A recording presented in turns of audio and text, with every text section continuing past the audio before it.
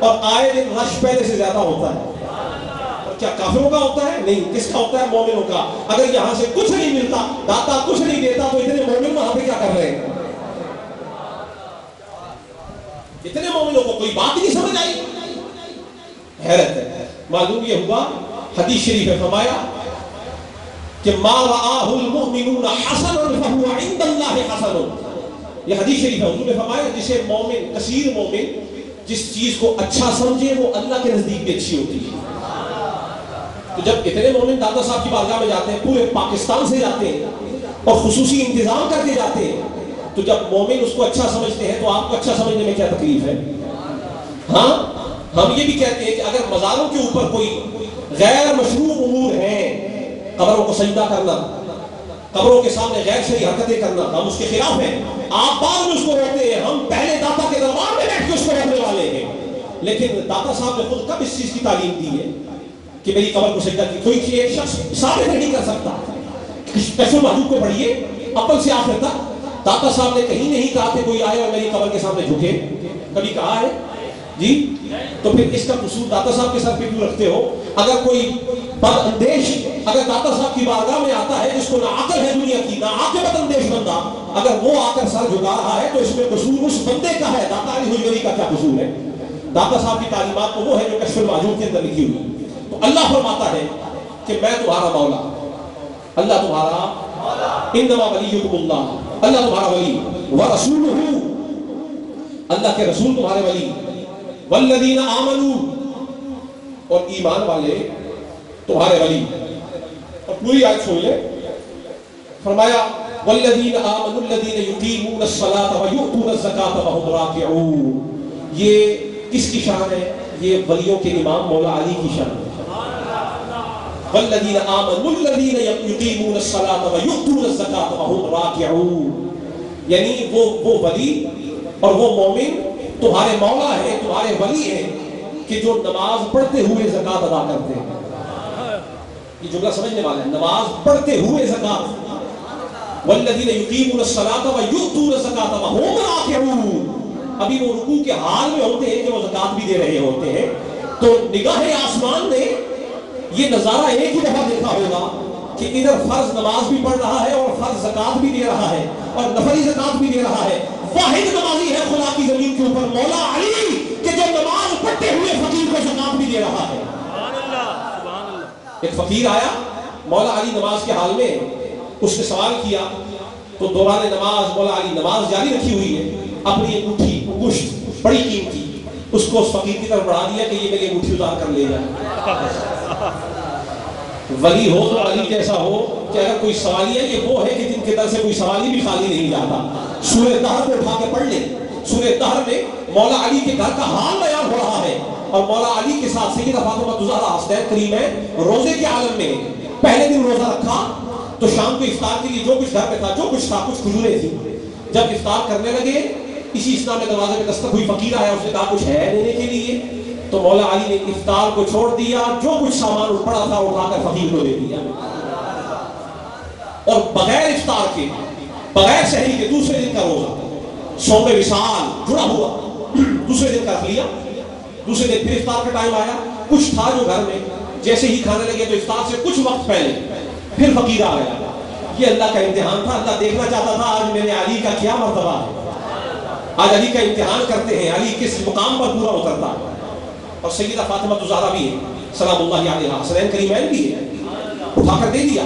دوسرے دن بھی، تیسرے دن پھر فقیر آیا افطار کے لیے، جو کچھ موجود تھا تیسرے دن بھی اٹھا کر دے دیا. اور فرمایا قرآن کریم میں ہے وَيُطْعِمُ لِوَجْهِ اللَّهِ کے الفاظ ہے، لِوَجْهِ اللَّهِ. یہ علی جب انہوں نے دیا نا 3 دن لگاتار، تو اللہ نے فرمایا کہ یہ جو علی روز اٹھا کر اپنی افطاری دے رہا ہے نا، یہ اپنے خواہش نفس کے لیے نہیں دے رہا، یہ تو اللہ کی رضا کے لیے دے رہا ہے. اس مولا علی کی بات کر رہا ہوں. یہ وہ ہے جو نماز میں زکات دے رہے ہیں. آگے سنیے. اب جو جن کا اللہ ولی، جن کا رسول ولی اور جن کے مومن ولی، ان کی شان کیا ہے؟ رب تعالیٰ فرما رہا ہے وَمَن يَتَوَلَّ اللَّهَ وَرَسُولَهُ فَإِنَّ حِزْبَ اللَّهِ هُمُ الْغَالِبُونَ. فرمایا جو جن کا اللہ ولی ہو گیا، جنہوں نے اللہ کو اپنا مددگار بنا لیا، اللہ کے رسول کو اپنا مددگار اور دوست بنا لیا، پھر سن سن لو فإن حزب اللہ هم الغالبون، اگر غلبہ ہم کسی کو دیتے ہیں تو کسی اور کو نہیں دیتے، جو ہمیں اپنا ولی سمجھتے ہیں، جو رسول کو اپنا ولی سمجھتے ہیں، اور جو ولیوں کو اپنا ولی سمجھتے ہیں ہم ان کو غلبہ عطا فرمانے والے ہیں۔ هم الغالبون، بولیے هم الغالبون۔ اگر آپ کی تعداد کم ہے نا تو گھبرانے کی کیا ضرورت ہے؟ غزوہ بدر میں بھی مومنوں کی تعداد بڑی کم تھی، زیادہ نہیں تھی، لیکن جب اللہ غلبہ دینے پہ آ جائے نا، جب کسی کو ڈومینیٹ کرنا چاہے، کسی کو ایکسیلنس دینے پہ آ جائے تو اللہ تعداد کو نہیں دیکھا کرتا، اللہ استعداد کو دیکھا کرتا۔ تعداد نہیں چلتی، استعداد چلتی ہے۔ اور اسی کے لیے قرآن میں اللہ پاک نے فرمایا یا ایھا الذین آمنوا، پچھلی آیت میں یا ایھا الذین آمنوا من یرتد منکم عن دینہ فسوف یأتی اللہ بقوم یحبهم ویحبونہ۔ اے ایمان والو سنیں خطاب کس کو ہے؟ اے ایمان والو من یرتد منکم، ذرا جاگ کے بیٹھے، اپنے آپ کو جوڑ کے بیٹھے، میں کوئی ڈھیلی بات نہیں کر رہا، میں داتا علی حجویری کی شان کا دفاع کرنے کے لیے آیا ہوں، اور آپ کو ساتھ اس لیے لے کے آیا ہوں تاکہ لوگوں کو پتا چلے کہ داتا کو ماننے والا اکیلا نہیں ہے، اور بھی بڑے لوگ ہیں۔ یا ایھا الذین آمنوا، اے ایمان والو من یرتد منکم عن دینہ، جو کوئی تم میں سے اپنے دین سے پھر گیا، فسوف یأتی اللہ بقوم، پھر عنقریب اللہ ایک قوم کو لانے والا ہے۔ وہ کون سی قوم ہے؟ فرمایا یحبهم، یہ قوم وہ ہے کہ جن کے ساتھ اللہ محبت کرتا ہے، جن کے ساتھ اللہ محبت کرتا ہے، وَيُحِبُّونَهُ، اور یہ وہ ہے کہ جو اللہ سے محبت کرتے ہیں۔ پہلے فرمایا کہ جن سے اللہ محبت کرتا ہے، اور پھر فرمایا کہ جو اللہ سے محبت کرتے ہیں۔ حالانکہ عام کلیہ تو یہ ہے کہ ہم اللہ سے پہلے محبت کرتے ہیں، اللہ اس کے بعد ہم سے محبت کرتا ہے، لیکن ولیوں کی شان بیان ہو رہی ہے۔ لوگوں تم میں اور عام ولی میں بھی بڑا فرق ہے، اور بلند شان والے ولی میں تو بڑا ہی فرق ہے۔ اللہ فرما رہا ہے تم مجھ سے پہلے محبت کرتے ہو، لیکن ولی کی شان یہ ہے کہ میں ولی سے پہلے محبت کرتا ہوں، وہ پھر میرے سے محبت کرتا ہے۔ نعرہ تکبیر، نعرہ رسالت، نعرہ حیدری، نعرہ غوثیہ، پیر سید عبد الباقی محمود۔ تو یحبهم وَيُحِبُّونَهُ، یہ وہ ہے جو جن سے اللہ محبت کرتا ہے۔ مجھے کہا گیا بابا فرید علیہ رحمہ کی بھی شان بیان کریں، تو لیاقت صاحب آج آپ نے بڑی پیاری مجلس سجائی ہے، میں داتا صاحب کا نام لے رہا ہوں نا بار بار، تو آپ کیا سمجھتے ہیں اس سے صرف داتا صاحب ہی مراد ہے؟ اس سے پاک پتن والے بھی مراد ہیں؟ پاک پتن جن کی ان سے نسبت ہے نا، وہ اپنی نگاہوں میں پاک پتن شریف کو رکھے، اور جن کی لاہور والے داتا سے نسبت ہے وہ اپنے داتا کو سامنے رکھے۔ یہ بھی وہی ولی ہے، نور ایک ہی ہے، جو کبھی پاک پتن میں فیض دے رہا ہے اور کبھی راوی کے کنارے پر فیض دے رہا ہے، اور ہے راوی کے کنارے پر، ہے راوی کے کنارے پر، لیکن جو اس سے جڑ جائے اس کو پکڑ کر مدینے کے کنارے پر لے جاتا ہے۔ لاہور سے مدینہ بڑا دور ہے، پر داتا کے دربار سے دور نہیں۔ آپ کہیں گے بڑی عجیب بات ہے، داتا کے دربار سے مدینہ دور کیوں؟ کہ یہ اسی کا ولی ہے، یہ مدینے والے کا بنایا ہوا ولی ہے، مدینے والے نے اس کو ولی بنایا ہے، اور ڈیوٹی دینی ہے داتا جو لندن میں مدینے سے بانٹ رہا ہوں وہ جا کے لاہور میں بانٹے گا۔ یہ ہے تعلق داتا کا نبی پاک کے ساتھ، اور قرآن کی آیت اس کو ظاہر کر رہی ہے۔ دیکھیں انما ولیکم اللہ ورسولہ والذین آمنوا، اتنا سا فرق ہے، ورسولہ والذین آمنوا، بس ایک واو ہے بیچ میں، اور ایمان، رسول اور ایمان والے، تو یہی ہے، تو یہی تو داتا ہے۔ بیچ میں ایک واو کو ہٹا دو تو داتا بھی رسول اللہ سے ملے ہوئے ہیں۔ کس طرح کے؟ رسول اللہ کی اولاد سے، رسول اللہ کی اولاد سے، اور ان کی رگوں میں خون وہی دوڑ رہا ہے جو مدینے والے کا خون ہے۔ کیسے جدا کرو گے داتا کو؟ یہ رسول اللہ کا خون ہے، رسول اللہ ان کے نانا ہے، اور غالباً حضرت امام حسن کی اولاد میں سے حضور داتا علی حجویری حسنی سید ہے، حسنی سید ہے، حسنی سید ہے، امام حسن کی اولاد میں سے، تو یہ رسول اللہ سے جدا نہیں ہے۔ اگر کسی کو شک ہو نا تو داتا کے خون کو رسول کے خون سے ملا کر دیکھ لو، معلوم ہو جائے گا ڈی این اے ایک ہی ہے۔ تو فرمایا یا ایھا الذین آمنوا من یرتد منکم عن دینہ فسوف یأتی اللہ بقوم یحبهم ویحبونہ اللہ یہ قوم لے آئے. اگر تم دین سے پھر گئے نا تو گھبراؤ نہیں, میرے دین کو کوئی تھوڑ نہیں ہے. تم اگر صحیح بات سچی بات نہیں کرو گے تو مت سمجھو کہ میرا دین پھیلانے والے تم اکیلے ہو. تم زبان سے مکر گئے ہو, تم دین سے پھر گئے ہو, تو سن لو, جب تم دین سے پھر جاؤ گے تو ہم اپنے ولیوں کو لے آئیں گے جن سے ہم پیار کرتے ہیں اور جو ہم سے پیار کرتے ہیں. یہ قول ہے. غزوہ خیبر کا موقع ہے, 3 دن سے کئی دن سے محاصرہ چل رہا ہے لیکن فتح نہیں ہو رہی. حضور کا لشکر ہے, سیدنا صدیق اکبر تشریف لے گئے, مولا حضرت عمر فاروق رضی اللہ تعالیٰ عنہ تشریف لے گئے. یہ دونوں بھی ہمارے سروں کے تاج ہیں, یہ دونوں بھی ہمارے سروں کے تاج ہیں. یہ لشکر کے ساتھ سپہ سالار بن کر گئے لیکن فتح نہیں ملی, اور اس میں ان کی شان میں کوئی کمی واقع نہیں ہوتی اس بات سے. کیوں؟ اس لیے کہ اس دن شان ابو بکر صدیق اور عمر فاروق کی نہیں دکھانی تھی, اس دن مولا علی کی شان دکھانی تھی. اس دن مولا علی کی شان دکھانی تھی. صدیق اکبر کا بڑا مرتبہ ہے, بڑا مقام ہے. صدیق کے اس مرتبے کو کون پہنچ سکتا ہے جو غار میں بلا شرکت غیرے, ادھر مصطفیٰ کا چہرہ ہے, ادھر صدیق کی نگاہ ہے. نہ صدیق کے ساتھ کوئی شریک ہے, مصطفیٰ کا چہرہ ہے اور صدیق اکبر تک رہے ہیں, مصطفیٰ دکھا رہے ہیں, صدیق اکبر دیکھ رہے ہیں. یہ تھوڑا مقام ہے, یہ تھوڑا مرتبہ ہے, لیکن اس دن مولا علی کی شان دکھانے کا موقع تھا. مولا علی کی شان. صدیق اکبر گئے, حضور حضرت عمر فاروق گئے, لیکن جب لوٹے تو وہ کامیابی نہ ملی جو متوقع تھی. تو حضور نے فرمایا کل صبح میں اپنا جھنڈا اس شخص کے ہاتھ میں دوں گا کہ اللہ جس سے پیار کرتا ہے اور جو اللہ سے پیار کرتا ہے, اور اللہ کا رسول جس سے پیار کرتا ہے اور جو اللہ کے رسول سے پیار کرتا ہے. میرا یہ سوال ہے کہ کیا صدیق اکبر جو جھنڈا لے کر گئے تھے وہ اللہ کے رسول اور اللہ سے پیار نہیں کرتے تھے؟ اور حضرت عمر فاروق جو جھنڈا لے کے گئے تھے کیا وہ پیار نہیں کرتے تھے؟ نہیں, ایسی بات نہیں ہے کہ وہ پیار نہیں کرتے تھے, بلکہ ان جیسا پیار کون کر سکتا ہے. لیکن آج مولا علی کی شان بتانی تھی اور کائنات کو دکھانا تھا, لوگوں میرا علی وہ ہے کہ خدا بھی جس سے خصوصی پیار کرتا ہے, رسول بھی جس سے خصوصی پیار فرماتے ہیں, اور وہ بھی خدا اور خدا کے رسول سے خصوصی پیار اور محبت کرتا ہے. اس کا اپنا مقام ہے, اس کی اپنی شان ہے. جھنڈا علی کے ہاتھ میں, فرمایا یہ وہ ہے کہ جو جب جھنڈا لے کر جائے گا تب تک نہیں لوٹے گا جب تک فتح لے کر نہیں آئے. یہی ہوا. جب صبح ہوئی تو حضور نے آواز دی, اور صحابہ خود فرماتے ہیں, متواتر حدیث کئی صحابہ سے متواتر انداز سے یہ پیش ہے اور موجود ہے. اکثر صحابہ نے یہ فرمایا کہ اس دن ہمارے دل میں یہ بات جاگی کہ کاش کل وہ جو جھنڈا فتح والا حضور دینے لگے ہیں نا, اللہ اور اللہ کے رسول کی محبت والا, وہ جھنڈا مجھے نصیب ہو جائے. اکثر صحابہ نے رات جاگ کر گزاری. جب صبح ہوئی سارے صحابہ جمع ہو گئے تو حضور نے اعلان کیا آئینا علی, علی کدھر ہے؟ تو صحابہ نے عرض کیا حضور حضرت علی رضی اللہ تعالیٰ عنہ کی آنکھیں آ گئی, آنکھوں میں بیماری ہے, اشوں میں چشم ہے. تو حضور نے پھر بھی فرمایا کہ علی بیمار صحیح لیکن یہ وہی بارگاہ ہے جہاں سے بیمار بھی شفا یاب ہوتے. بلاؤ علی کو, لاؤ علی کو. جب لایا گیا تو حضور نے, دیکھو نا آپ بڑے مہنگے مہنگے ڈاکٹرز کے پاس جاتے ہیں, بڑے مہنگے ڈراپس اور آئنٹمنٹس لے کے آتے ہیں, اپنی آنکھوں کے لیے ہزاروں روپے لگا دیتے ہیں.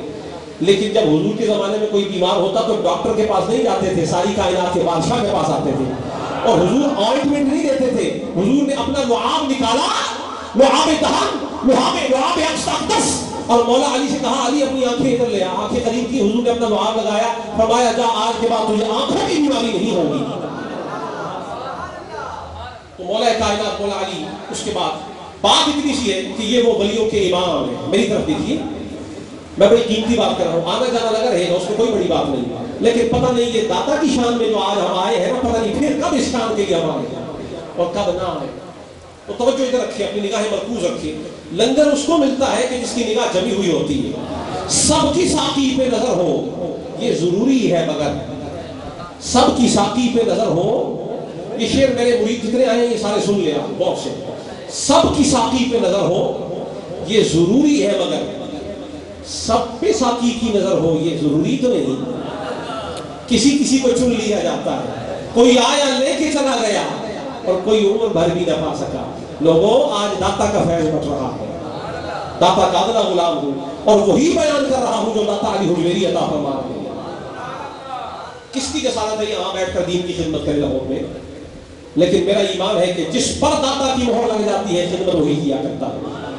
بات اتنی ہے کہ اللہ بھی مولا، رسول بھی مولا، اور مومن بھی اس پہ پریشان نہ ہو، یہ قرآن کی آیت ہے۔ اگر آپ سے کوئی پوچھے نہیں یہ کیا بات کر دی ہے آپ نے، تو آپ اس کو سورہ مائدہ کی آیت نکال کے دے دیں۔ میں آپ کو آیت نمبر بتا دیتا ہوں، جو لکھنا چاہتے ہیں لکھ لیں۔ آیت نمبر 55-56 سورہ مائدہ کی آیت نمبر، بولیے، آیت نمبر 55 اور آیت نمبر 56، اور جو پہلی میں نے آیت پڑھی ہے وہ سورہ تحریم کی آیت نمبر 4۔ اور اگر آپ کے پاس ترجمہ ٹھیک نہیں ہے تو میرے پاس یہاں انشاءاللہ آستانہ شریف ڈیفینس میں موجود ہے، جب آپ کا دل کرے میرے پاس آ جائے، میں آپ کو یہ نکال کر دکھانے کا ذمہ دار ہوں۔ قرآن میں موجود ہے کہ اللہ بھی مولا، رسول بھی، جبریل بھی، مومن بھی، ملائکہ بھی۔ تو معلوم یہ ہوا کہ اگر مومن بھی مولا ہو سکتے ہیں تو داتا علی حجویری بھی مولا ہو سکتے ہیں، مددگار ہو سکتے ہیں، مشکل حل کرنے والے ہو سکتے ہیں۔ اب رب تعالیٰ نے حضور پاک صلی اللہ علیہ وسلم کو جنگ بدر ہوئی، غزوہ بدر میں اللہ خود قرآن میں فرما رہا ہے وَلَقَدْ نَصَرَكُمُ اللَّهُ بِبَدْرٍ وَأَنْتُمْ أَذِلَّةٌ، اور تحقیق اللہ نے تمہاری مدد کی، بِبَدْرٍ، بدر کے مقام پر، وَأَنْتُمْ أَذِلَّةٌ، اس وقت تم بے سر و سامان تھے، تمہارے پاس کچھ نہ تھا، کچھ اونٹ تھے، چند گنے چنے، اور کچھ نیزے اور تلواریں تھیں، بے سر و سامانی کے عالم میں تم آئے تھے۔ وَلَقَدْ نَصَرَكُمُ اللَّهُ، اے مصطفیٰ اللہ نے تحقیق آپ کی مدد کی، بدر کے مقام پر۔ کس طرح؟ آگے چل کے فرمایا اِذْ تَقُولُ لِلْمُؤْمِنِينَ، مصطفیٰ یاد کرے کہ جب آپ مومنوں سے فرما رہے تھے أَلَنْ يَكْفِيَكُمْ أَنْ يُمِدَّكُمْ رَبُّكُمْ بِالثَّلَاثَةِ آلَافٍ مِّنَ الْمَلَائِكَةِ مُنْزِلِينَ، آپ کے صحابہ جب پریشان ہوئے نا تو آپ نے اپنے صحابہ سے جب پکار کر کہا تھا کہ صحابہ کیوں گھبراتے ہو، کیا تمہارے لیے 3000 فرشتے اللہ کی طرف سے نازل ہونے والے کافی نہیں ہیں؟ سمجھ آ رہی کہ نہیں آ رہی؟ گھبرائے نہیں، یہ موضوع کے مطابق بات کر رہا ہوں، میں موضوع سے کس بس کرنے والا بندہ نہیں ہوں، میں مربوط بات کرنے والا ہوں، کنیکٹیو اور ڈس جوائنٹ نہیں ہوتا الحمدللہ گفتگو میں، اس لیے کہ میں وہ مولوی نہیں ہوں جو داد لینے کے لیے آتے ہیں، میرے لیے مصطفیٰ والی داد کافی ہے، مدینے والا راضی ہو جائے تو میرے لیے بہت کافی ہے۔ بات یہ سمجھا رہا ہوں کہ بدر کے مقام پر مصطفیٰ کی مدد کرنے کے لیے اللہ نے کس کو بھیجا؟ بولیے ذرا اونچا بولیے، کس کو بھیجا؟ معلوم یہ ہوا کہ فرشتے اگر رسول کی مدد کر سکتے ہیں تو رسول کے غلاموں کی مدد کیوں نہیں کر سکتے؟ اور فرشتے مدد کر سکتے ہیں تو ثابت ہو گیا نا کہ اللہ کے سوا بھی کوئی مدد کرتا ہے، اللہ کے سوا بھی کوئی، بولتے کیوں نہیں ہے؟ ہو گئے جا رہے ہیں، کیا ثابت ہوا؟ قرآن سے کیا ثابت ہوا؟ اللہ کے سوا بھی کوئی۔ فرق یہ ہے کہ اللہ خدا ہو کر مدد کرتا ہے اور بندہ مخلوق ہو کر مدد کرتا ہے۔ خدا ذاتی طور پہ امداد کرنے والا نصیر ہے، مدد کرنے والا، اور بندہ جب مدد کرے تو خدا اس کو امداد پر معمور فرما دیتا ہے، اس کی ڈیوٹی لگی ہوئی ہے، کدھر سے؟ اللہ کی طرف سے۔ اب آپ کو آسان انداز سے میں بتاتا ہوں، حضور کے صحابی حضرت عمر فاروق رضی اللہ تعالیٰ، بولیے رضی اللہ تعالیٰ عنہ، ہمارے سروں کے تاج، خلیفہ دو، آپ کی خلافت کا زمانہ ہے، آپ خلیفہ المسلمین ہیں، امیر المومنین ہیں۔ اب سنیے کہ کوئی بندہ بندے کی مدد کر سکتا ہے کہ نہیں کر سکتا، یہ بات سمجھنے والی ہے۔ یہ جو کہتے ہیں داتا کوئی نہیں ہے، یہ اس لیے کہتے ہیں، وہ کہتے ہیں داتا صرف اللہ ہے، بندہ کسی کے لیے کیا داتا بن سکتا ہے؟ تو یہی تو بات ہے، اگر داتا کوئی نہیں ہو سکتا تو مددگار بھی کوئی کسی کا نہیں ہو سکتا۔ مددگار جب مدد کرتا ہے تو وہ مشکل میں آ کر اس کو اپنی مدد دیتا ہے، یہ دینے ہی کو تو داتا کہتے ہیں، اس کو مدد دیتا ہے، اس کی نصرت کرتا ہے، اسی کو تو داتا کہتے ہیں۔ لیکن فرق یہ ہے کہ وہ داتا ذاتی طور پہ ہے، وہ عقیدہ سمجھ لیں، وہ ذاتی طور پہ ہے، اور ہم انسانوں میں سے اگر کوئی کسی کی مدد کریں تو ہم اس کی عطا کے ساتھ، ہم اس کی جس کو چاہتا ہے اسے لوگوں کی مدد پر معمول فرما دیتا ہے، یہ فرق ہے، یہ بات سمجھنے والی ہے، اس میں کوئی شرک نہیں ہے۔ اب یہی بات آگے سمجھا رہا ہوں، حضور کے خلیفہ حضرت عمر فاروق، آپ کی خلافت کا زمانہ ہے اور ایک اسلامی لشکر جہاد پر نکلا ہوا ہے مدینہ شریف سے سینکڑوں میل دور ہے، اور اس میں حضرت ساریہ حضور کے ایک صحابی ہیں، وہ لشکر میں شامل ہیں۔ حال یہ ہو گیا کہ وہ لشکر چاروں اطراف سے اس کو دشمنوں نے گھیر لیا، مخالفوں نے گھیر لیا، اب اس لشکر میں سے نکلنے کا راستہ کوئی نہیں ہے، امید ختم ہو گئی۔ حضرت ساریہ اس وقت میں انتہائی پریشان، کوئی راستہ نظر نہیں آتا کہ کدھر جایا جائے۔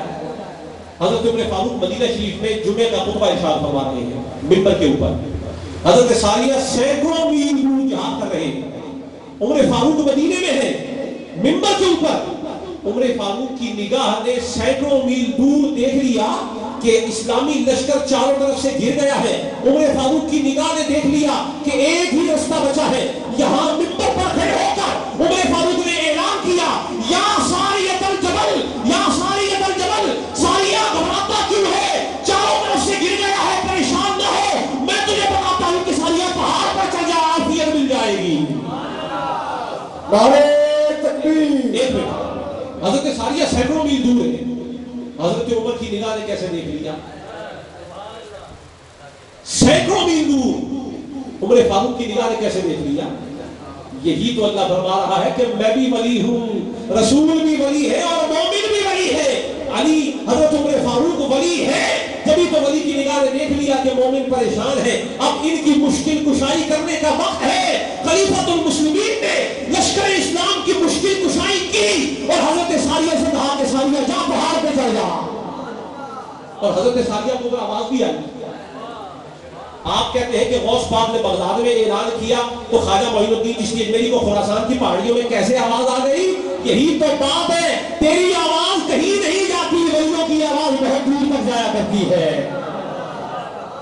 بہت دور تک جایا کرتی ہے۔ حضرت عمر فاروق ہے، میں چھوٹے موٹے ولی کی بات نہیں کر رہا، میں صحابہ رسول کی بات کر رہا ہوں، اور نبیوں کے بعد سب سے افضل حضور کے صحابہ ہیں، اس میں کوئی شک نہیں ہے، امت کا اجماع ہے، یہ عقیدہ ہے۔ سب سے افضل کون ہے؟ حضور کے صحابہ، حضور کے نبیوں کے بعد، ان جیسا ولی بھی کوئی نہیں ہے، ان جیسا۔ عمر فاروق نے آواز لگائی، حضرت ساریہ کو سینکڑوں میل دور آواز آ گئی، سن لیا، پہاڑ پر چڑھ گئے۔ جیسے ہی عمر خطاب نے یہ فرمایا وہ پہاڑ پہ گئے، دشمن کچھ اور سمجھ رہا تھا، لیکن خلیفہ نے ایسی مشکل کشائی کی کہ سارا کے سارا لشکر بچ گیا۔ وہاں پر شہادت یقینی تھی اس موقع پر، لیکن خلیفۃ المسلمین نے مشکل کشائی کی کہ نہیں کی؟ بولیے نہیں، جس کو سمجھ آئی ہے وہ بولے، جو میرے ساتھ ایسے ہی سر ہلا رہا ہے وہ بھلے سے نہ بولے، لیکن جس کو بات سمجھ آ رہی ہے کہ امیر المومنین خلیفۃ المسلمین خلیفہ دو عمر فاروق اور فاروق اعظم نے مدینے سے جو آواز لگائی اس سے مشکل کشائی ہوئی ہے یا نہیں ہوئی ہے؟ ذرا اونچا بولیں گے تاکہ دوسروں کو بھی یقین آ جائے۔ یہ مشکل کشائی کس نے کی ہے؟ کس نے کی ہے؟ کرواتا اللہ ہی ہے لیکن کچھ بندے لگائے ہوئے ہیں، یہ سمجھا رہا۔ کرتا اللہ ہی ہے لیکن کروانے کے لیے اپنے سفیر لگائے ہوئے ہیں، اپنے نائب چھڑے ہوئے ہیں۔ جس کو چاہتا ہے مشکل کشا بنا دیتا ہے، جس کو چاہتا ہے اسے داتا بنا دیتا ہے۔ اب آگے چلیے، بات صرف اتنی ہے کہ آپ کہیں گے کہ اللہ مشکل کشا ہے، اللہ ہی مشکل کشا ہے، کوئی اور مشکل کشا نہیں ہے، تو یہ بات بالکل غلط ہے اور یہ حدیث سے بھی ثابت نہیں ہے۔ اور اس میں اگر کوئی کہے نا کہ اللہ بھی مشکل کشا ہے، کوئی بندہ بھی مشکل کشا ہے، اللہ ذاتی طور پر ہے، بندہ عطائی طور پر ہے، تو یہ شرک نہیں ہے۔ اگر کوئی یہ کہے نا کہ جیسے اللہ مشکل کشا ہے ویسے ہی بندہ مشکل کشا ہے، یہ شرک نہیں ہے، یہ۔ لیکن ہم یہ کہتے ہیں کہ اللہ تو خدا ہو کے مشکل کشا ہے، بندہ اس کی عطا سے بندہ ہو کر مشکل کشا ہے، اس میں کون سا شرک ہے؟ اگر یہی شرک ہوتا ہے تو میں آپ سے پوچھتا ہوں، قرآن کریم اللہ کو قرآن میں سورہ فاتحہ کی پہلی آیت میں اللہ نے اپنے لیے کیا صفت استعمال کی ہے؟ الحمدللہ رب العالمین۔ یہاں صفت اللہ نے اپنی کون سی بیان کی ہے؟ رب۔ کون سی؟ بولیے۔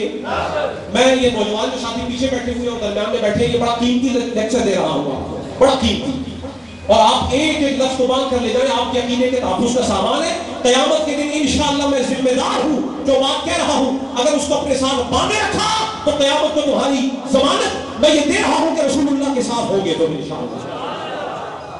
یہ رسول اللہ، یہ قرآن سے بتا رہا ہوں، حدیث سے بتا رہا ہوں، یہ وہی عقیدہ ہے جو حضور نے اپنے صحابہ کو دیا ہے، نیا عقیدہ نہیں ہے۔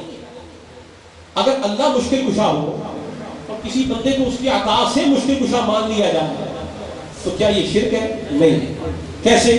اللہ نے سورہ فاتحہ میں اپنے لیے فرمایا رب العالمین، میں سارے جہاں کا پالنے والا ہوں، میں رب ہوں، میں جاگ رہے ہیں نا، صحیح جاگ رہے ہیں نا؟ اگر کہیں تو بات ختم کر دوں، ابھی تو میں اپنے کتاب کے پہلے حصے تک پہنچا ہوں، ابھی پہلا حصہ ہے، ابھی تو میں نے داتا کی تمہیں شانیں ہی نہیں سنائی، داتا صاحب نے زندگی کیسی گزاری ہے، ابھی تو وہاں لے کے جانا ہے نا۔ تم دربار کو دیکھتے ہو، میں نے آج داتا کے کردار دکھانا ہے تمہیں، داتا کے کردار کو دکھانا ہے۔ تو بات اتنی ہے، اللہ نے اپنے لیے فرمایا میں رب ہوں سارے جہانوں کا، میں بولے گا میں سارے جہانوں کا۔ اب کسی اور کو رب کہہ سکتے جی؟ لیکن اللہ خود کہے تو پھر اب جو ہم پر فتویٰ لگاتا ہے اگر اپنی توپ سیدھی کرے آسمان کی طرف، گولا پھینکے گا مڑ کے اپنے ہی سر پہ، وہ بڑی قدرت والا ہے، وہ بڑی۔ ابھی انہوں نے کہا کعبے کو تباہ کرنے کے لیے آیا، اللہ نے انہیں ابابیل سے انہیں تباہ کر دیا، لگاؤ توپ ادھر کسی کی نہیں چلتی۔ خود فرما رہا ہے میں رب العالمین ہوں، رب العالمین ہوں، الحمدللہ رب العالمین، اور خود ہی قرآن میں فرما رہا ہے، اگلا 15 یا 16 سپارے میں ہے، ماں باپ کی شان میں فرما رہا ہے وَقُلْ رَبِّ ارْحَمْهُمَا كَمَا رَبَّيَانِي صَغِيرًا، کہ جب اپنے ماں باپ، بوڑھے ماں باپ کے لیے دعا مانگا کرو تو مجھ سے یہ دعا مانگا کرو کہ اے اللہ ان پر ایسا رحم فرما جیسا بچپن میں پالتے ہوئے انہوں نے مجھ پر کیا تھا۔ وہاں رب یا فرمایا، رب ایک کو کہتے ہیں، رب یا دو کے لیے استعمال ہوتا ہے، تو فرمایا باپ بھی تیرا رب ہے، تیری ماں بھی تیری رب ہے۔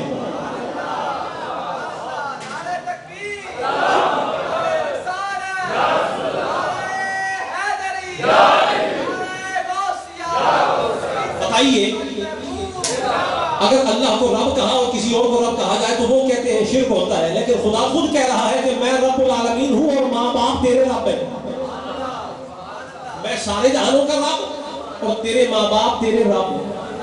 تیرے ماں باپ بولو کس کو کہا؟ کہو بچوں کو، بیٹوں کو، کس کو؟ بیٹوں کو، تیرے رب، تیرے پالنہار، تیرے پالنے والے، پرورش کرنے والے۔ تو اب یہ شرک نہ ہوا، کیوں؟ اس لیے کہ اگر وہ ان سے پوچھا جائے تو وہ کہیں گے شرک ہو گیا، لیکن میں بتاتا ہوں خدا ہے رب العالمین، وہ خدا ہو کر پالنے والا ہے، ماں باپ بھی ہے رب، لیکن خدا ہو کے رب نہیں ہے، وہ خدا کے بندے ہو کر تربیت کرنے والے ہیں۔ علماء کے پاس آؤ کہ تو بات سمجھ آئے گی، نہیں تو ہر ایک کو مشرک کہتے پھرو۔ یہ فتوے تمہارے اس لیے ہیں کہ کبھی قرآن کو وہ عشق مصطفیٰ کا چشمہ لگا کر نہیں دیکھا۔ بے عشق محمد، بے عشق محمد جو پڑھاتے ہیں بخاری، بے عشق محمد جو پڑھاتے ہیں بخاری، آتا ہے بخار ان کو بخاری نہیں آتی۔ یہ بخاری تب آتی ہے کہ جب عشق مصطفیٰ کا بخار آتا ہے، ایسے ویسے بخاروں سے بخاری نہیں آتی۔ ایسے بندہ بخار اگر چڑھ جائے نا تو بستر میں دراز ہو جاتا ہے، پر مدینے والے کی محبت کا بخار چڑھ جائے تو درجات بلند ہونے شروع ہو جاتے ہیں۔ بے عشق محمد نہیں آتا، یہ پڑھنا پڑے گا۔ اور کس سے؟ کہو حضور نے خود فرمایا نا انما بعثت معلما، اللہ نے مجھے معلم بنا کر بھیجا ہے۔ تو تمہیں بات سمجھ نہیں آئے گی جب تک مدینے والا سمجھ نہیں آئے۔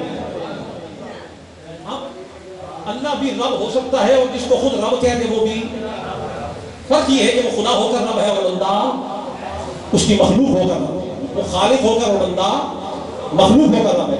اس کے سوا بھی دیکھتے ہیں، میں آپ سب سے پوچھتا ہوں جتنے بیٹھے ہیں یہاں پر، یہ آپ 250 300 400 بندہ بیٹھا ہے، میں آپ سے پوچھتا ہوں آپ کے کان ہیں یا نہیں؟ تو جس کے کان ہوتے ہیں، اس کان کو عربی میں کیا کہتے ہیں؟ سماعت۔ کیا کہتے ہیں؟ سماعت۔ تو جس کی سماعت ہوتی ہے اس کو عربی میں کہتے ہیں سمیع۔ کیا کہتے ہیں؟ بولیے، آپ سب کے کان ہیں نا، میری بات آواز سن رہے ہیں نا؟ تو جس کے کان ہیں اس کو کیا کہتے ہیں؟ بولیے۔ تو آپ سب کون ہوئے؟ بولے۔ یہاں الگ بات ہے، ہمارے مرید کا نام بھی سمیع ہے۔ آپ کا نام سمیع ہے؟ ماشاءاللہ، آپ سب بھی سمیع۔ جس کے کان ہو اور وہ سننے کی صلاحیت رکھتا ہو، اسے کیا کہہ سکتے ہیں؟ اس کی صفت کیا ہوتی ہے؟ سمیع، یعنی یہ سن سکتا ہے۔ تو آپ سب نے کہا کہ آپ سمیع ہیں، ابھی کہا ہے کہ نہیں کہا؟ یہ کیا کر دیا، یہ سے فتویٰ لگ جائے گا۔ خاموش، آپ سمیع کیسے ہو؟